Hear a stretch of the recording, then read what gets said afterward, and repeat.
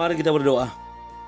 Bapa Surgawi, Bapa yang kami sembah dalam nama anak-Mu Tuhan Yesus, sungguh kami sangat bersyukur berterima kasih kepadamu Bapa untuk segala kasih kebaikan kemurahan Tuhan yang masih Tuhan nyatakan kepada kami sampai dengan pagi hari ini, di mana kami boleh tidur dengan tenang, bangun dengan selamat pada pagi hari ini tanpa kekurangan suatu apapun. Itu semua karena kasih kebaikan kemurahan Tuhan. Sebelum kami mulai aktivitas kami, izinkan kami terlebih dahulu untuk bersekutu dengan Tuhan, berdoa, memuji muliakan nama Tuhan, dan mendengarkan kebenaran firman Tuhan melalui channel YouTube ini. Berbicara bagi kami Tuhan, nyatakan kuasa-Mu, nyatakan isi hati-Mu, karena kami telah siap untuk mendengarkan kebenaran firman Tuhan. Dalam nama Yesus kami sudah berdoa dan mengucap syukur. Amin. Shalom ibu bapak saudara terkasih dalam nama Tuhan kita Yesus. Semangat pagi. Bertemu kembali di channel Rionando Butar-Butar dalam khotbah 5 menit aja toko 5 untuk renungan harian. Renungan pada hari ini saya ambil dari kitab 2 Samuel pasal yang ke-12 ayat yang ke-13. Demikian kesaksian firman Tuhan. Lalu berkatalah Daud kepada Nathan, "Aku sudah berdosa kepada Tuhan." Dan Nathan berkata kepada Daud, "Tuhan telah menjauhkan dosamu itu, engkau tidak akan mati." Kasih Tuhan mengampuni dosa kita. Ibu bapak saudara terkasih dalam nama Tuhan kita Yesus, di dunia ini tidak ada seorang pun yang tidak pernah melakukan dosa. Setiap kita pasti pernah melakukan dosa. Ibaratnya kalau kita coba hitung-hitungan terkait dosa yang kita lakukan, kalau satu hari kita melakukan satu dosa saja, ini minimal satu dosa saja, maka 30 hari sudah 30 dosa. Dan ketika kita melakukan dosa selama 1 tahun, maka 30 dikali 12 sudah 360 dosa kita. Lalu jika dikalikan usia kita, usia saya saat ini 38, maka dosa yang sudah saya lakukan satu hari satu kali sudah berjumlah 13.680. Dan kalau kita merujuk kepada surat Rasul Paulus kepada jemaat di Roma, upah dosa adalah maut, maka selesailah kehidupan ini.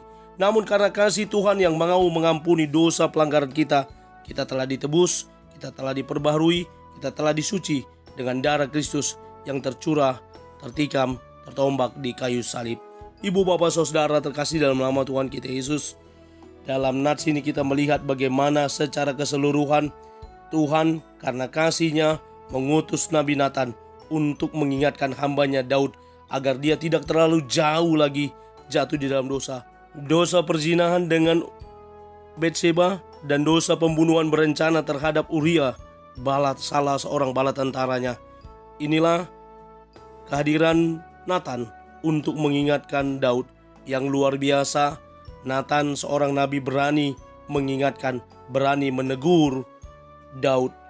Sedemikian pula sebaliknya, Daud sebagai seorang raja juga dengan rendah hati dia mau mendengarkan apa yang disampaikan oleh Nabi Nathan, sehingga sampailah pada nats ini di mana dia berkata dia menyesal, "Aku sudah berdosa kepada Tuhan," di mana dia menyadari apa yang dia lakukan setelah Nathan menyampaikan berupa cerita terkait 2 orang kaya, yang seorang memiliki banyak kambing domba dan seorang lagi hanya memiliki 1 lembu. Ketika ada tamu dari orang kaya tersebut, dia sayang untuk mengambil kambing dombanya yang banyak, justru 1 ekor kambing domba milik orang miskin itu yang dia ambil.